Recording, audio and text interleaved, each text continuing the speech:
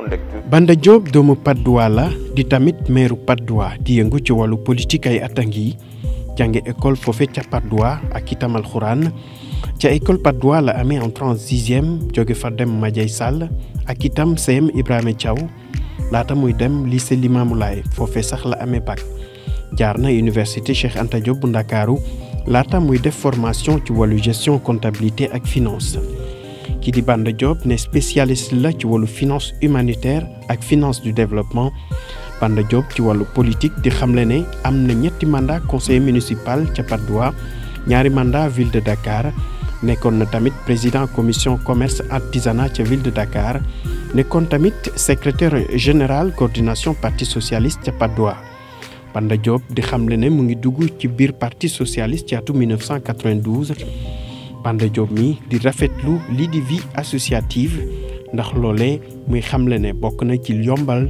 nekkinam ci wàllu politique Banda Diop di faral di fësal xalaatam ci ni réew mi di doxe ak itam ni parti socialiste di doxe Banda Diop di faral di teew ci ay plateau télévision yu bëri ak itam ci rajo yi ngir joxe xalaatam ci lépp li nga xamante ne rek noonee la Sénégal di doxe rawatina ci wàllu politique mbiru Khalifa Sall mi nga xamante ne rek mooy meeru Ndakaaru te ñu teg ko loxo fësoon na ci lool faral di ci joxe xalaatam kii di Banda Diop nag di meeru Patte d'Oie mooy seen gànnu tey ji Permet de régler cette question-là.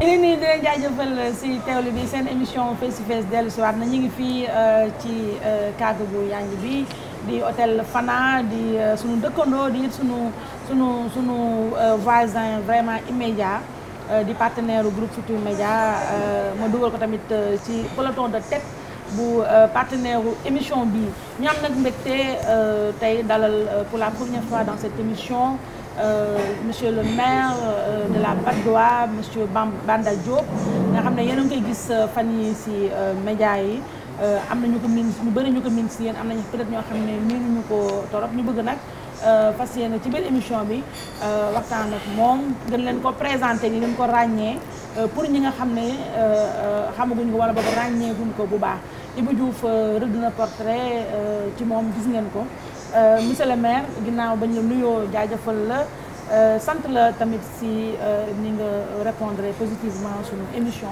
ñu bàyyi la nga ñëw Sénégal yi lay seetaan.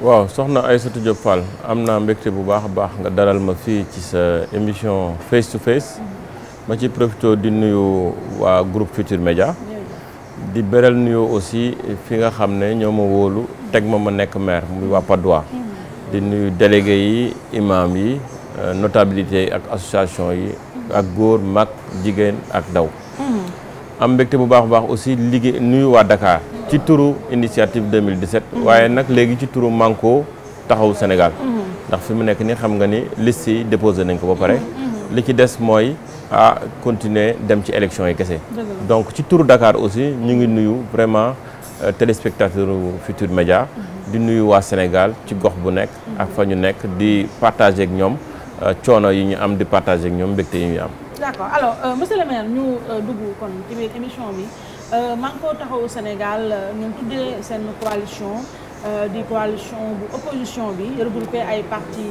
traditionnels yu mag a mag a mag ñoo xam ne seen particularité mooy ñàkk ànd ci gouvernance du président Macky Sall. waaw ngeen nasoon fi liste unique mujj gi yi fi nekk tasaaroo boobu doy waar loo xam ne bett na ñii mais lu ëpp ci sénégalais yi bett la na dañ ne sénégalais wala africain jiite moo ko gënal jiitu. moo ko gënal ñu jiite ko. donc li ma bëgg a xam mooy initiative 2017 bi nga xam ne moom nga fi toogal te it mu nekk loo xam ne mooy kuréelu Khalifa Sall ci ñuy élection ban responsabilité la am ci tasaaroo bi Manko taxawu Sénégal. bon man mënuma wax tasaaroo mais il faut balaa may dugg ci wàllu Manko taxawu Sénégal ma rendre un vibrant hommage à Khalifa Sall qui est président de l'initiative 2017 ndax bi nga xamante ni nemmeeku nañ ci dëkk bi nasaxal bi nga xam ne moo am ci àq ak yelleef doomu aadama yi nasaxal bi nga xamante ni pàccoo bi nga xam ne moo am ci ressources naturelles yi surtout coow li ñuy dégg ci wàllu pétrole bi ak déperdition financière bi nga xam ne am na ci yenn agence yi nekk ci Sénégal ak aussi gestion patrimoniale bi nga xam ne moo fi am ak li nga xam ne moo ni këtt ni jonn muy emprisonnement bi nga xam ne incarcération la presque bu ko meeru Dakar moo tax ñoom ñëpp ñu booloo lëkkaloo seen dëkk seeni doole parce que bi ñu tëjee Khalifa Sall ci tëjin boo xamante ni ñëpp ñaawlu nañ ko ndax dañ ko tëj nee nañu naam ci wàllu caisse d'avance mais gis nañu ni loolu amatul fi mu nekk nii soubassement bu wóor bu taxaw parce que même Pape Diop mi nga xamante ni moom mooy prédécesseur am taxaw na ci télé bi ne fang wax ne Khalifa ni mu daan jëfandikoo loolu man noonu laa ko daan jëfandikoo te ñeneen ñi ma fi jiitu aussi noonu lañ ko daan jëfandikoo donc yaakaar nañu ni tëj bi moom jaay doole la mais ci jaay doole boobu la moo constitué déclic bi moo constitué socle bi moom moo tax parti yëpp yi nga xamante ni gis nañu ni lii suñ ci bàyyee dañuy delluwaat gannaaw ci démocratie bi ñoo dajaloo ba ñu dajaloo nag ñu mettre en place Manko Taxawu Sénégal mais ñun xam nga laataa ñuy dem ci Manko Taxawu Sénégal bi fekk na ñun aussi am na ay partis politiques yu réunir yu mat fukk pratiquement ba fukk ak lu topp am ñeneen ñi nga xamante ni aussi ay mouvement de soutien lañu am ñeneen ñoo xamante ni ay soppee Khalifa Sall lañu ay xaritam lañu ñoom ñoo nekkoon ci wàllu initiative 2017 boobu ñëw nag dugg ci Manko Taxawu Sénégal ba ñu duggee aussi ñu fekk fa ay responsables yu aguerris yoo xam ne ñu wóor am une conférence des leaders boo xam ne pratiquement 10 membres la am na ci ñoo xam ne ñu ngi jóge ci initiative bi am na ci ñoo xamante ne foofu lañ leen fekk ci wattu Sénégal bi ñu créé Manko Taxawu Sénégal mais nag bi ñu ñëwee foofu dañuy def lu am solo mooy on a mis la charrue avant les bœufs dañu ni tey jii normal na ci plateforme boobu ñu dajaloo ñëpp ànd ci mais nag xam nga comme dañu nekk ci ay joutes électorales ci ay élections législatives ñu ne il faut ñu anticiper ci élections législatives naka lañ ciy demee mooy ñun ñi nga xamante ni fi mu nekk nii spontanément réunir nañu ni nañu fexe ba lii ñu conserver ko pour image yu sénégalais yi encore une fois mooy wax sénégalais ni waruñu wax ne tasaaroo am na dañu war a non tasaaroo amul fanweeri Manko moo am non tasaaroo amul benn Manko moo am non Manko seen bos bi voilà ak Manko yeesal moo Diagne Fada non coalition gagnante bu boobu du Manko lan la du boobu Manko yeesal du Manko dafa Modou Diagne Fada bi nga xamante ni conférence des leaders tànn nañu Khalifa Sall moom moo jël initiative am ak parti Jënn ak tasaaroo ça fait 2 par exemple parce que ñoom dañu signé woon au niveau de la conférence des leaders ne képp ku ñu jiital ñun dinañ accepter ànd ak moom moo xam ci voie de consultation lañ koy defee wala conférence des leaders wala ñu wàll def ko ci suñu waxtaan mais ñun gis nañu ni ba ñu tànnee Khalifa Sall muy président initiative 2017 moom mu ñu war a diriger tête de liste Manko Taxawu Sénégal ci la une partie de Manko Taxawu Sénégal à savoir Omar Sarr Mamadou Diop Decroix Mamadou Lamine Diallo bu tekki ak Modou Diagne Fada ñoom ci la ñu jënn te Modou Diagne Fada aussi jënnam bi dama la bëggoon wax ni moom ci wàllu conférence des leaders encore une fois bëgguma violer le secret des délibérations là-bas mais moom dafa voté woon neutre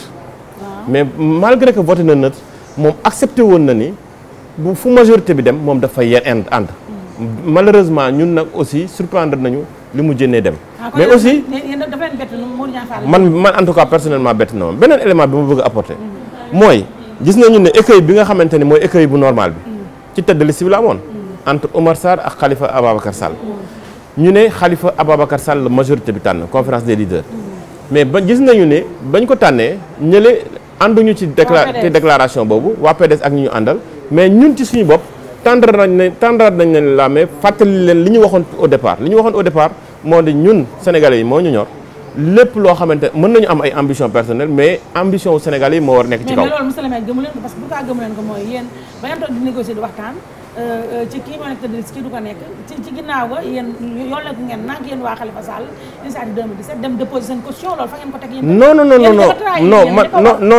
non c'est-à-dire que xodde ko balaa ngay lakkale parce que loolu li ko waraloon mooy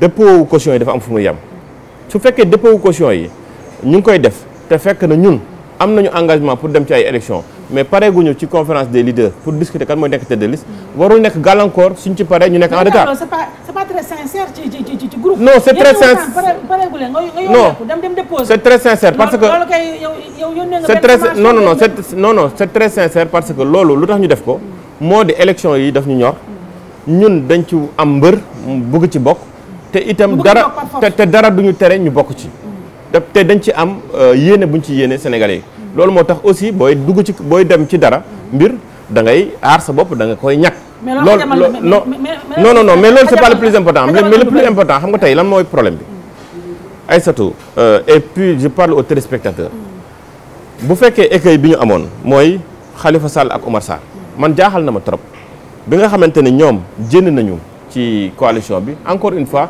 et j'ai beaucoup de respect pour cette pour li ñu dem parce que pour moi notre coalition c'est au-delà même de 2017 c'est vers 2019 parce que dañu war a ànd parce que tey jii ñun la yàlla def ni ñoo composé en tout cas ñi nga xamante ni dañuy xeexal justice ak yoon ñun ñoo war a ànd moo tax ma bëgg tey diggante boobu nañ ko sàmm cohabit relation yooyu ñu am nañ ko sàmm mais li ma ci jaaxal mooy ñoom bi ñu jënnee waxuñu ne Oumar Sarr mooy diriger liste bi dañu wax ne Abdoulaye Wade mooy diriger liste bi xam nga loolu tamit dafa xaw tey xel.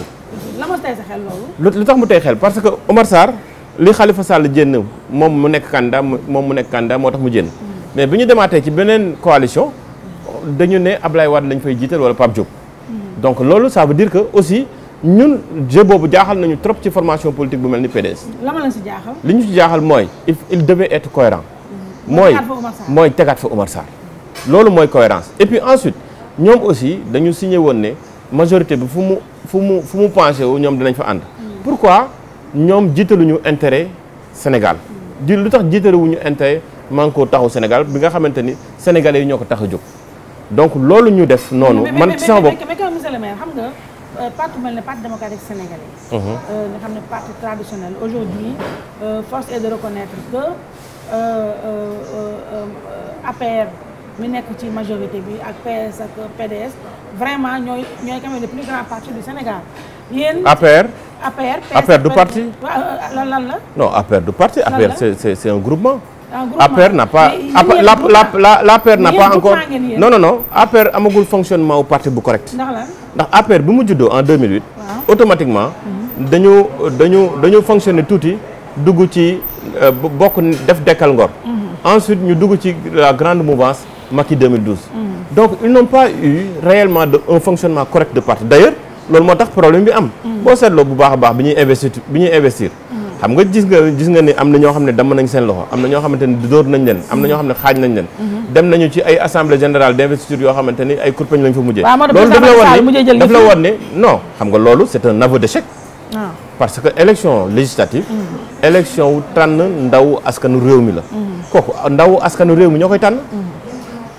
citoyens yi ñoo koy tànn militants yi ñoo koy tànn bu fekkee dañu retourner à un centralisme démocratique où vraiment les gens ont montré leur incapacité à s'arrondir à s'accorder à vraiment aller ensemble dans ces élections législatives là ça pose problème ça veut dire que il y a eu affolement et il y a eu impréparation même par rapport au camp présidentiel et puis lu tax Macky Sall jël pour def ay investiture am moom kese là c'est très grave.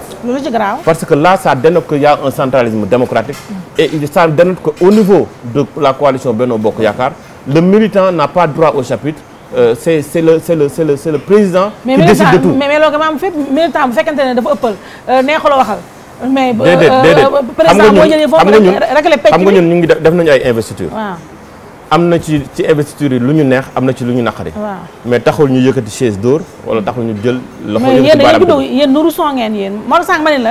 non c'est loin de ça. non c'est loin de ça non c'est-à-dire que nous avons fait preuve de beaucoup plus de responsabilité. nous sommes des responsables. coalition bi boo gisee ni mu taxawee boo gisee le président Khalifa Sall. gis le président Bamba Dièye.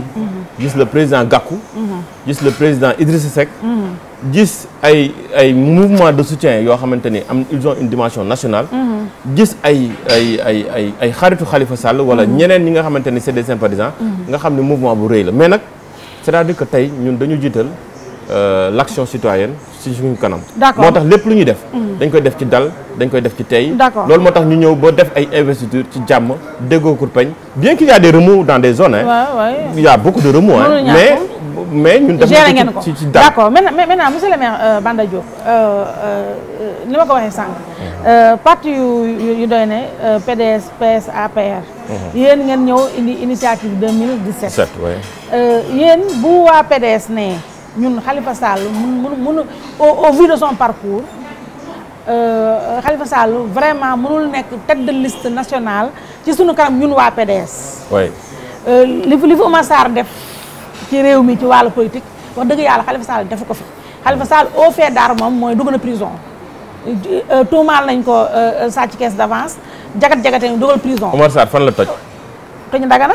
non mais sama dëkk c'est-à-dire que xam nga dama la bëgg xamal benn affaire. yéen fu ngeen gis nga déglu ma ñun dañu toj Dakar. te ñoo toog ci kaw xolu Dakar fi mu nekk nii. mais nag naaguwuñu. naaguwuñu parce que xam nañu ne actuellement il faut ñu gën a ngemb. il faut ñu mën a gën a boole suñu doole. pour tey ji législative yi nga xamante ni Sénégal yi dañ ci xaar. ñu fexe ba indi une co-gouvernance à l'Assemblée nationale mais dama la bëgg a xamal ne dara. PDS bii nga xam ne 2012. bi fa Abdoulaye di jóge. mais PDS boobu du PDS bi fi nekk. parce que le premier ministre bi nga xamante ni moo nekkoon ci gouvernement Abdoulaye. gis nañu ne moom dem na. gis nañ ni Modou Diagne Fada dem na. Aïda Mbodj dem na. y a les amis de Pape Samba Mboup et de Farba Senghor. donc ça veut dire que il faut honnêtement reconnaître que tey PDS dafa nekkoon nekk fa. bien que nag malgré que ñële dem nañu. il y a eu une grande vague de sympathie pour le président Karim Wade. que nous saluons au passage. mais li ma la bëgg a xamal mooy Aïssatou Diop Fall la ne woon PDS 2012 ak tey 2017. bokkul ça c'est un premier élément. le deuxième élément mooy su fekkee da ngay tànn un leader pour une tête de liste. il faudra voir ses capacités à galvaniser une situation nationale. ñëpp xam nañu ne Khalifa Sall actuellement on pense que le Sénégalais lambda pense qu'il est victime d'une injustice. Ensuite commencé woon na def ay tournées nationales am.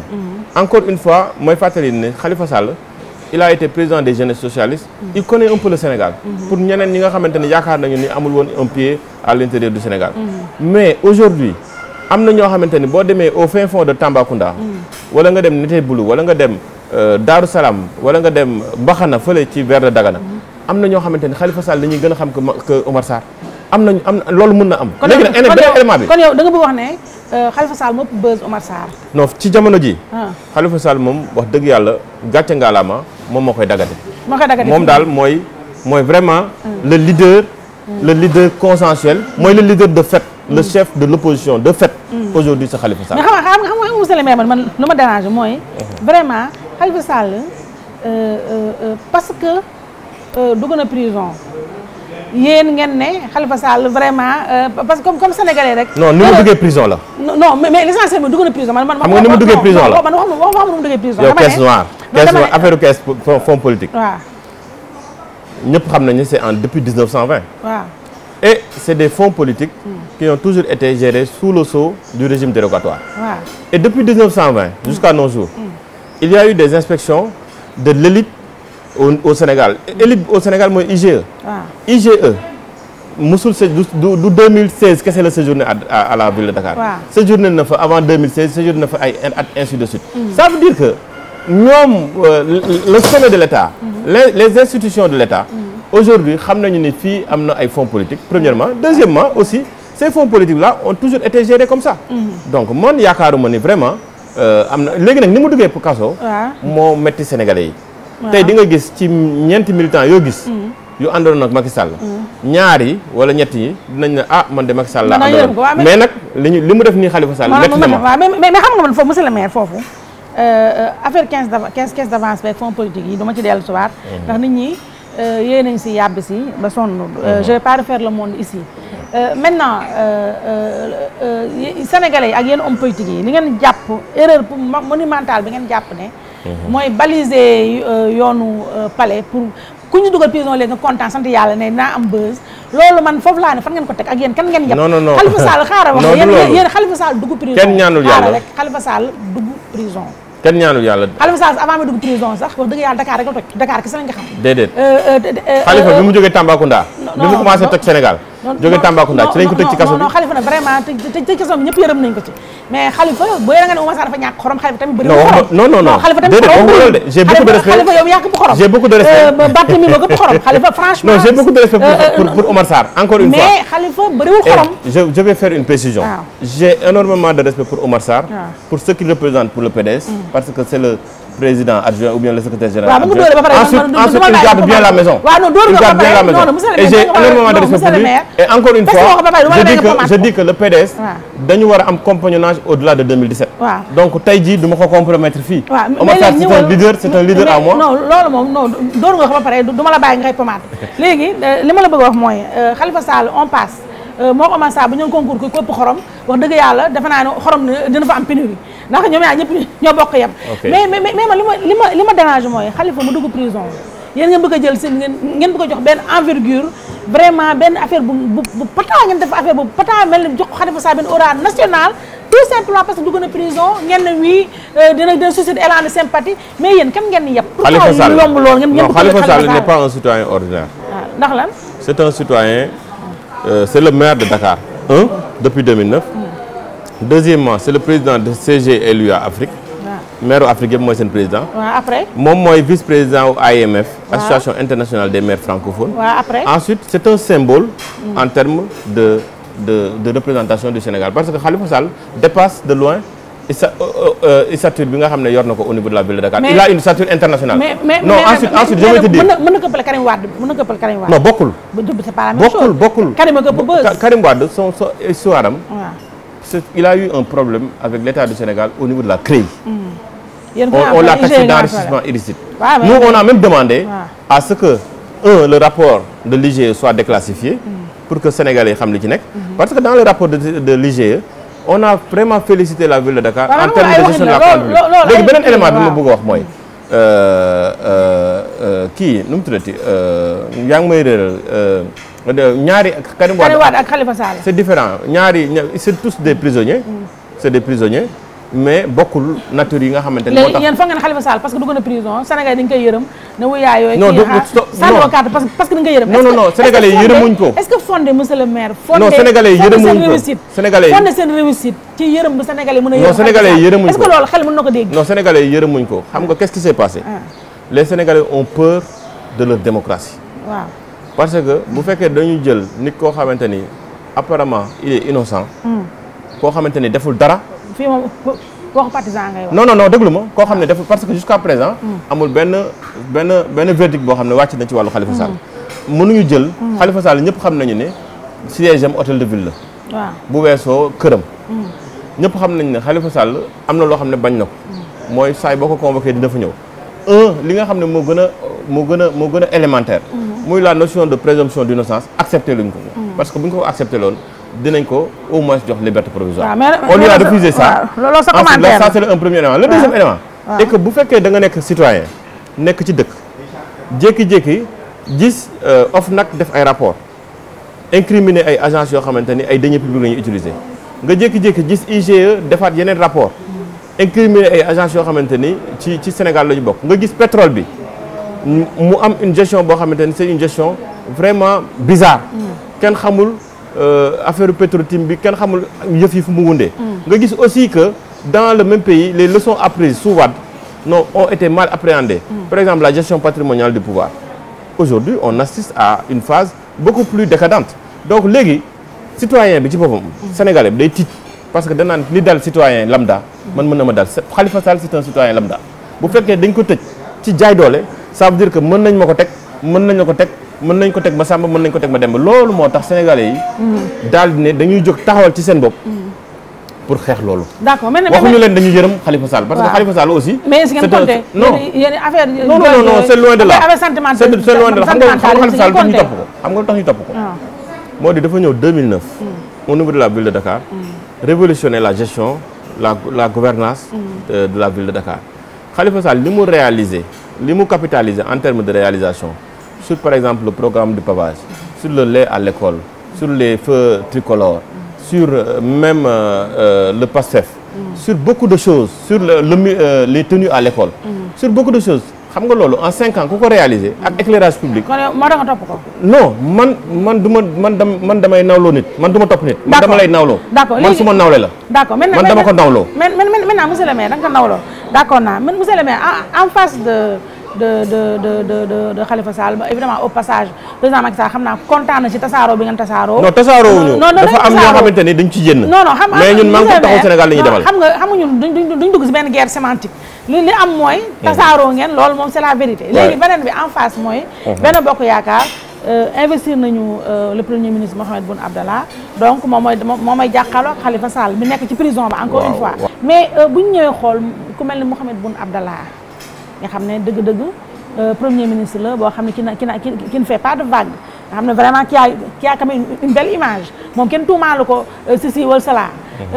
en face de Khalifa Sall mi nga xam ne quand même ma ngay yeewoo Rebeuss mais yéen foog ngeen ne. cohabitation bi ngeen bëgg a imposer président Macky Sall dina jàll. bon je dois te rectifier je dois te dire que man bokkuma ci ñi yaakaar ni nous on veut faire une cohabitation.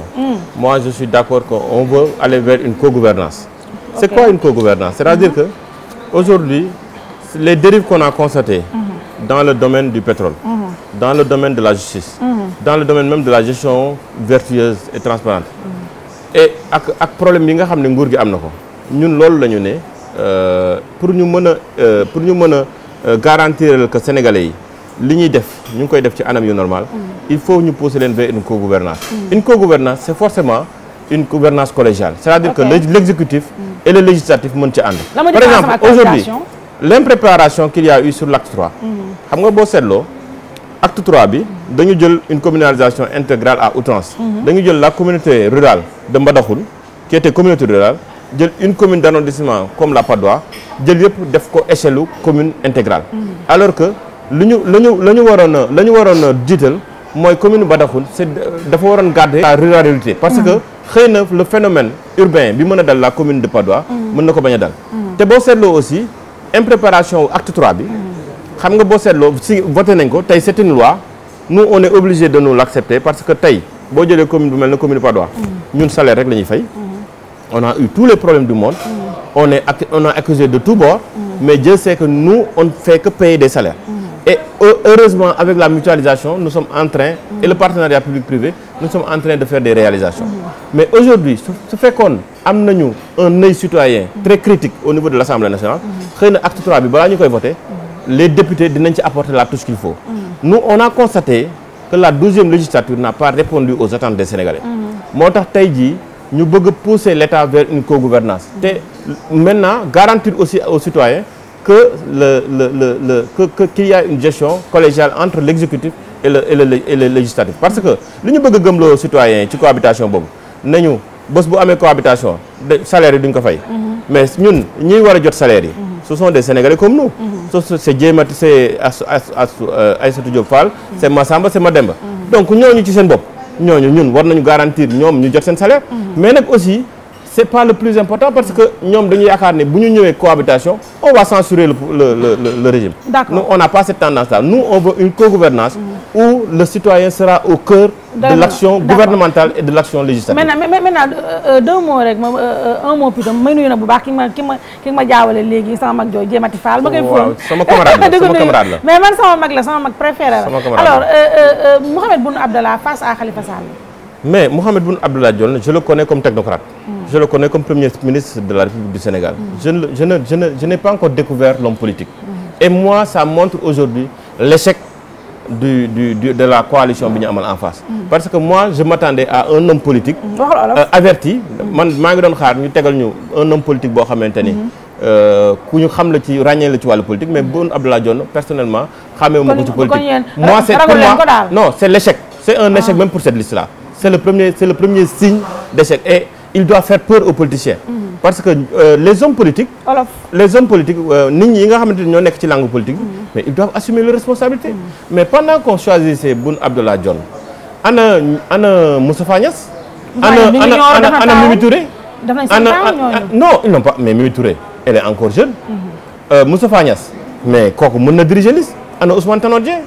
Ça c'est des hommes politiques yoo xamante ne war nañu mën a jiite liste bi mais ils ont reçu nag un signal fort te aujourd'hui ils veulent encore rouler les Sénégalais. Mais man su ma nekkoon Boun Abdallah Dionne je vais pas accepter de diriger ces listes-là parce que nous on préfère qu'il y ait un politique qui connaît bien les problèmes des Sénégalais, qui connaît bien les soucis des Sénégalais et puis qui est engagé politiquement que quelqu'un koo xamante ni il a une virginité politique. Donc loolu moom pour man c'est le plus grand échec. mais ba nekk c'est le plus grand d'accord mais monsieur le maire bala ma kaa fàtte yow est-ce que liste yi bokk nga ci yow investir nañ la. bon liste yi. man bokk naa ci.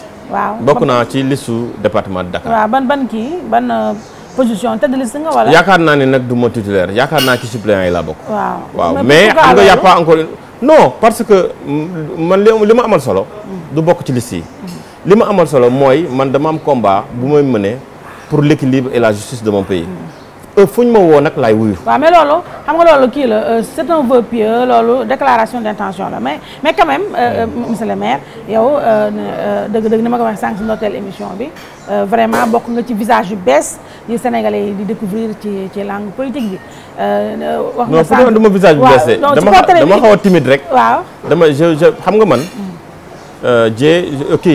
soxna Aïssatou Diop Fall. li ma la bëgg a xamal mooy. man 92 laa dugg ci politique. bi ñuy ubbi réforme bi en 96 sur la décentralisation. J'étais à la mairie de Patte d'Oie comme chef de cabinet. Par la suite j'ai fait un temps dans le mouvement associatif. Et j'ai atterri dans les ONG où j'ai décroché comme directeur administratif et financier. Donc je suis spécialiste en finance communautaire.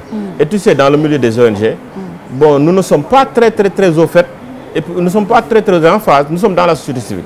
Mais j'ai toujours fait de la politique aux côtés du Parti socialiste et c'est le seul parti que je connais jusqu'à présent. Maintenant, ce que je voudrais te dire, mooy man bokkuma ci homme politique yi nga xamante ni dañu naan dëgg lii il faut mu nekk dama war a diriger fii wala dama war a diriger fii mais nag aussi du tee décision bu ñu jël bëgg nañu ñu initier ñu ci ñu xam. li xew. Ensuite j'ai pas une virginité politique xëy na. ci at yu mujj yi xëy na lañ ma commencé xam xëy na bi ma nekkee maire. mais je connais très bien. non c'est que monsieur le maire man kay mën naa la kañ lañ commencé xam man rek doy naa la sondage yow li nga wax nii yëpp parcours boo xam ne am nga ko mais dëgg il faut avouer que kañ la Sénégalais ràññee yow sax xam nga ne monsieur le maire yow ni ma la gisee ni xam naa ne naan di dëgg yow ci affaire Khalifa Sall yi dëgg.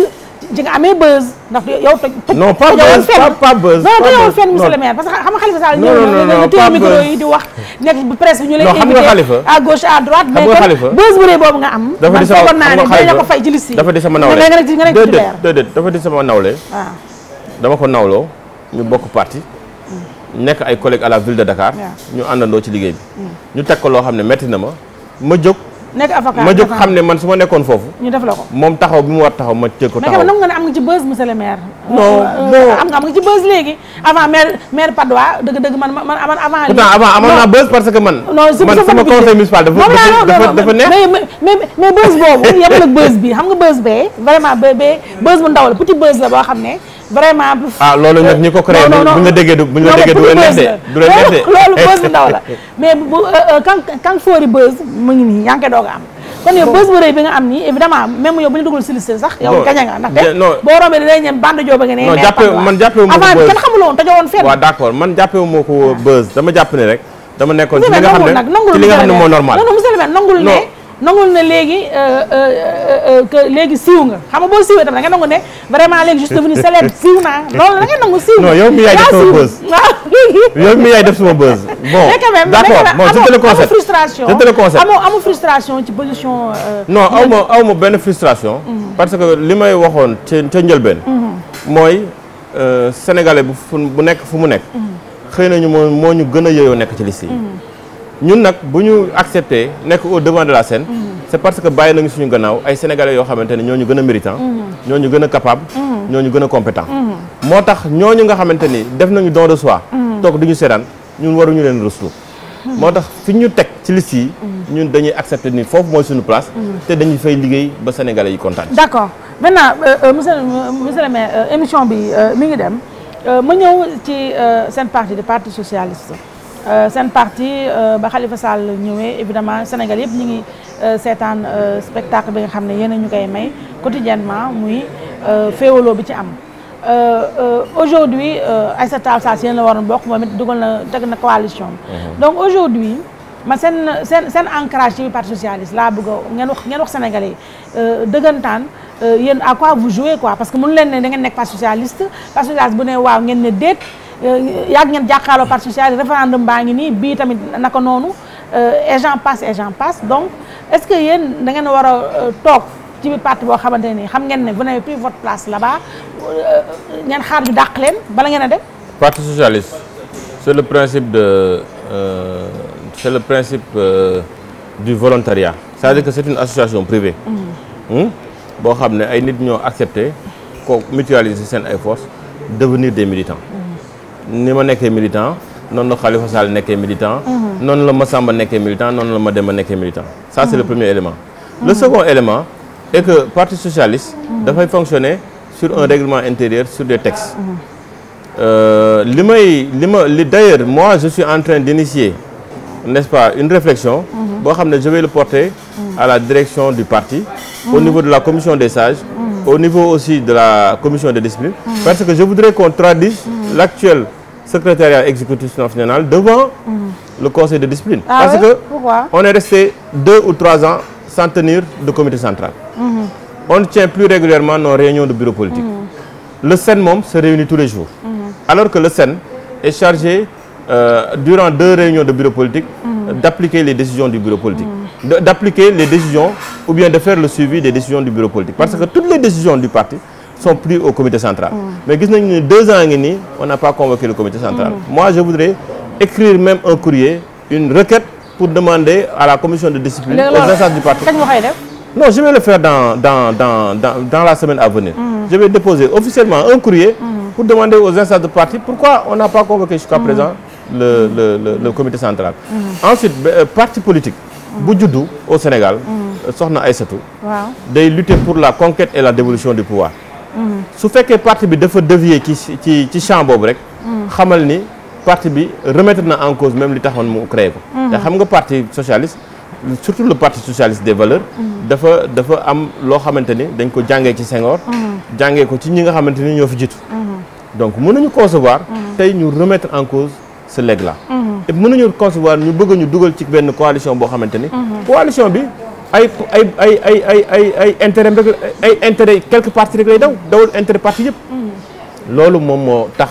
tey jii yéen objectivement li nga wax nii mooy yéen bokk leen vision ak la direction du parti socialiste ça c'est la vérité. Bon on n'a pas la non je peux pas dire que bokkuñu vision direction du parti bi dafa dévier ci vision wu parti bi. waaw mais loolu mooy vous n'avez plus bokk leen fi ngeen xool mais kon comme bokk leen fi ngeen xool mais ni ngeen def ba am seen fulla créé taxawu Sénégal ak ay taxawu Dakar ak ñu mel noonu demal seen bopp ay élection locale ngeen demal seen bopp référendum ngeen demal seen bopp législative ngeen demal seen bopp. mais pourquoi du ngeen dëggal seen bopp mais ngeen génn parti socialiste. taxawal seen élection locale. waaw dañu def ko ànd taxawu Dakar. lu tax ñu def ànd taxawu Dakar. mooy ci coalition bi ñu bokk muy Benno Bokk Yaakaar. ba ñu ñëwee ba nga xamante ne war nañu def élection wu maire yi ku mel ni les responsables de Benno Bokk Yaakaar. ku mel ni Mbaye Ndiaye dafa ñëw. xamal nañu ne moom bu fekkee ñun accepté wuñu bokk Benno Bokk Yaakaar jël mairie Dakar jox ko waa Benno Bokk Yaakaar wala waa APR yi ñun en tout cas dinañu am problème ci la ñu fippoo pourtant notre parti nous a accompagnés dans ànd taxaw Dakar léegi nag ñu nekk ci ànd taxaw Dakar boobu ba référendum bi ñëw avec les problèmes qu'il y a eu ñu toogaat ba au conseil bi ñëw au conseil bi nga xam ne dafa war nekk approfondissement wu choix bi ñu defoon ci ànd taxaw Dakar donc aujourd'hui ñun ñu ngi ci suñu logique ñun dañuy wax ne décision yi nga xam ne moom la ñuy jël ci parti bi pour ànd ak Benno Bokk Yaakaar nañ koy jël fañ ko war a jëlee te nañ ciy waxtaan bu baax ak nit ñi mais loolu amul actuellement dafa am une minorité bu jëlee parti bi en otage di ko diri fu mu ko neexee te ñun loolu accepté wuñ ko bokkuñu ci ànduñu ci te duñ ko nangu loolu mooy suñu posture mais nag parti bi duñ ko jënd duñ leen ko bàyyi parce que parti bi ñoo ko bokk kon da ngeen xaar ñu dàq leen parce que maa ngi dégg Abdoulaye Wilane su ma juumalee seen porte parole su ma juumalee maa ngi dégg muy wax naan am na yenn actes yoo xam ne bu ko nit posé non mënuñu dàq et puis la raison yenn actes ngeen ko posé loolu de fait dàq la xam nga fan la ñuy dàqee vous êtes auto exclu xam nga fan la ñuy dàqee ci organisation day fekk nga violer texte mais est-ce que yéen dàq leen seen bopp yéen non day fekk nga violer texte parti bi ñun tey jii li ñuy def c'est en adéquation, en accord avec les textes du parti. Les directions du parti bi di def bañ a convoquer comité central loolu moo normal donc ñoom ci seen bopp ñoom la ñu war a yóbbu commission de discipline ñoom la ñu war a yóbbu commission des sages. d'accord léegi xam naa ne li ma dese si minute bareetul ma dugal la rek laaj yi muy quand même bu ñu ñëwee ci liste yi ni ñuy déposé le 9 juin ci la ñuy fësal kon liste yooyu yëpp. yi ñu validé ak yu ñu validé wul ñu xam dëggantaan ku ca nekk ak ca nekkul mais quand même ñu ngi jàpp 45 listes jàpp 50 listes pour ay élections législatives yi ñu jëm. est-ce que loolu yow noo jàngatee loolu est-ce que loolu nekk recul démocratique boo xalaatee ne imaginer Sénégalais bu dugg ci urne ya war a voter jël 45 feuilles loolu est-ce que loolu yéen a ngi koy imaginer. non c'est-à-dire que Sénégal nekkuñu ci recul démocratique ñu ngi peut-être yaakaar ne ñu ngi def démocratie mais finalement dafa ñuroog ne ku nekk day def lu ko neex. Et aussi les hommes politiques ont montré leur échec. Parce que li ma gis mooy bu fekkee dañuy dem ci ay élections yoo xam ne 45 personnes mënuñu déggoo ba am 5 listes wala 3 listes 6 listes ça veut dire que ku nekk sa intérêt bopp nga jiital. loolu c'est un fait mais nag aussi war nañu mën a def la part des choses entre ñi nga xamante ni ñooy déposer des programmes alternatifs pour un peu encourager une véritable co-gouvernance ak ñi nga xamante ne c'est des listes de façade. Parce que on m'aurait même dit dafa am ay listes de façade. Oui, il y a presque une vingtaine de listes de façade yoo xamante ni par exemple je ne peux pas comprendre que Aïda Mbodj moom kese mu dem ci élection yi. mënuma comprendre ay mouvement de soutien yu mel ni ay Aïssata Tall Sall dem ci ay élections. pour man waroon nañu mën a ñooñu ñëpp bokk ci ay ensemble. Bon, je peux comprendre par contre la posture de Abdou Mbaye bi nga xamante ne demal na boppam ak Ousmane Sonko. Parce que ñooñu peut-être ce qui les dérangeait dans la coalition Manko Taxawu Sénégal c'était la présence du PDS. Mais yooyu yëpp c'est des éléments yoo xamante ni mën nañu war a mën a fédérer seen ay forces pour au moins pondre 5 à 10 listes. mais Aïssata est-ce que yow mere woo ko ci le fait que dafa war a ànd ak yéen àndul ak yéen. non Aïssata parce que nee na moom à aucun moment bokkul woon ci loo xam ne seen coalition bi c'était pas pour. non Aïssata du ma ko mere suma camarade la. waaw j'ai un profond respect pour elle. Elle a fait un choix je respecte son choix.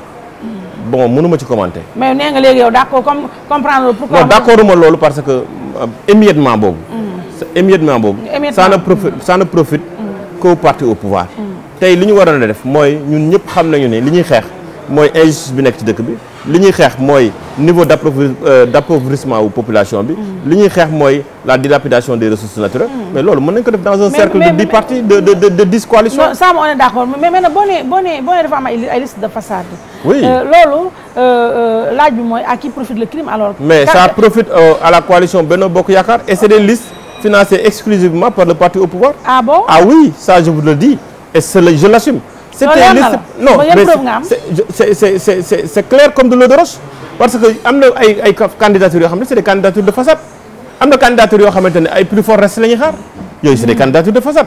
Moi j'aurais bien aimé qu'on ait 10 listes assez constructives yoo xamante ni ça prend les préoccupations des Sénégalais. Mais nag aussi lii dafay tax les citoyens gën ñu mere. Et puis ñu koy def aussi ils ne peuvent pas se confondre à des hommes politiques. C'est pas des hommes politiques, c'est des politiciens. C'est des gens yoo xamante ni ay hommes d'affaires lañu dañuy gérer seen ay listes wuti xaalis ànd ak ñoom di xaar seen plus fort reste. La véritable alternative aujourd'hui est incarnée par la coalition Manko Taxawu Sénégal avec le président Malick Gakou. waaw d'accord foofu nañu politique léegi dernière question émission bi mooy. Dernière question déjà. waaw monsieur affaire baa ngi dem de. Ah bon, ok. Mais dernière question bi mooy damay dégg souvent opposition bi ñuy casse de manière générale ci fichier électoral bi bii nii législative yi processus électoral bi est-ce que satisfait na. Je suis désolé. J'en ai fait régulièrement une sortie le vendredi. Tout le processus a été biaisé. Parce que qu'est-ce qui s'est passé? Le 12 mai, on nous a présenté des listes provisoires pour ñu vérifier listes yi nga xam ne déjà am na confirmation deux types de listes. Benn liste boo xam ne confirmation la ak benn liste boo xam ne nouveau inscrit la. Mais ce qu'on a constaté sur les listes provisoires qu'on nous a présentées, il n'y a pas eu d'adresse physique, il n'y a pas eu de filiation complète. Par exemple, tu peux voir 50 Fatou Ndiaye, mais doo xam fu ñu dëkk. Xam nga loolu aussi et puis c'est des gens invisibles. Kenn mënu leen identifier ci jaww ji. Te ñëpp xam nañu ne en matière d'élection comme en matière de justice, ce résident souvent mooy déterminer ce endroit de vote ou bien moo un peu la périphérie.